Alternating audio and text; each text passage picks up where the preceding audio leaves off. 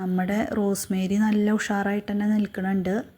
ഞാളെ propagate ചെയ്യേണ്ടത് എങ്ങനെയാണെന്നൊന്ന് പഠിച്ച് ചെയ്ത് നോക്കണം. നമ്മൾ കുറച്ച് മുൻപ് റോസുകൾ നഴ്സറിയിൽ നിന്ന് വാങ്ങിച്ചത് റീപോർട്ട് ചെയ്ത് വെച്ചിട്ടുണ്ടായിരുന്നു. അതൊരു 2-2.5 ആഴ്ചയിലും മേലെ ആയിട്ടുണ്ട്. അപ്പോൾ നമുക്ക് ഇനി അടുത്ത വളങ്ങൾ അതിന് കൊടുക്കേണ്ട സമയമാണ്.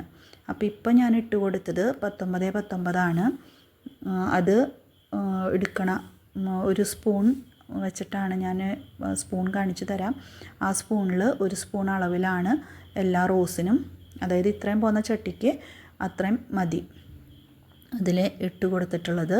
പിന്നെ അതിൻ്റെ കൂടെ തന്നെ നമ്മൾ DAP ഇട്ട് കൊടുക്കുന്നുണ്ട്. DAP ഇതിലത്തെ പകുതി സ്പൂൺ മതി ഒരു ചട്ടിയിലേക്ക്.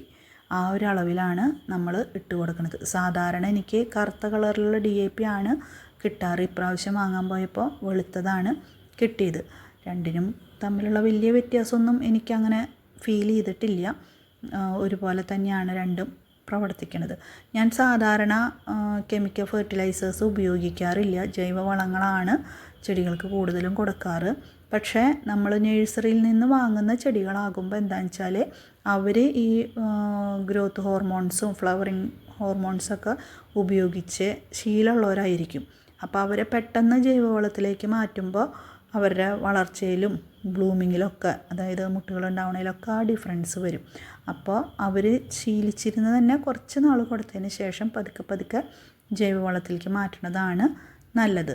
അപ്പോൾ നമ്മൾ ആദ്യം റീപോർട്ട് ചെയ്തപ്പോൾ നമ്മൾ ഇട്ട് കൊടുത്തത് സൂപ്പർ മീലാണ്. സാധാരണ ഞാൻ ജനറൽ കമ്പോസ്റ്റാണ് ഉപയോഗിക്കാറ്.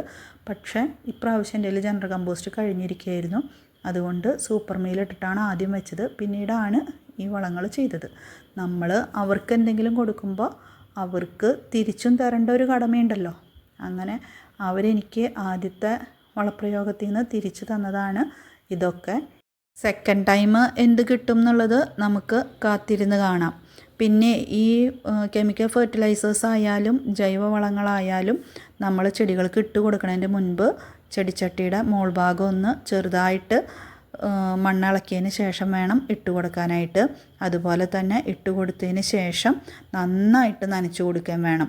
പ്രത്യേകിച്ച് കെമിക്കൽ ഫെർട്ടിലൈസേഴ്സ് ഇട്ട് കൊടുത്തു കഴിഞ്ഞാൽ നനയ്ക്കാതെ ഇരിക്കരുത്. നന മസ്റ്റാണ്. എന്താണെന്ന് വെച്ചാൽ നമ്മൾ ഇടുമ്പോൾ ചെറിയ വേരുകളൊക്കെ പൊട്ടിയിട്ടുണ്ടായിരിക്കും. അപ്പോൾ ആ പൊട്ടിയ വേരുകളുമേലേക്കൊക്കെ ഇത് വല്ലാതെ അധികം അതുമേ കിടന്നു കഴിഞ്ഞാൽ അത് പൊള്ളലേൽക്കാനൊക്കെയുള്ള സാധ്യതയുണ്ട് വേരുകൾക്ക്. അങ്ങനെ ചെടി ഉണങ്ങിപ്പോവാനുള്ള സാധ്യത, പ്രത്യേകിച്ച് കെമിക്കൽ ഫെർട്ടിലൈസറിൻ്റെ കാര്യത്തിൽ നന മറക്കരുത്.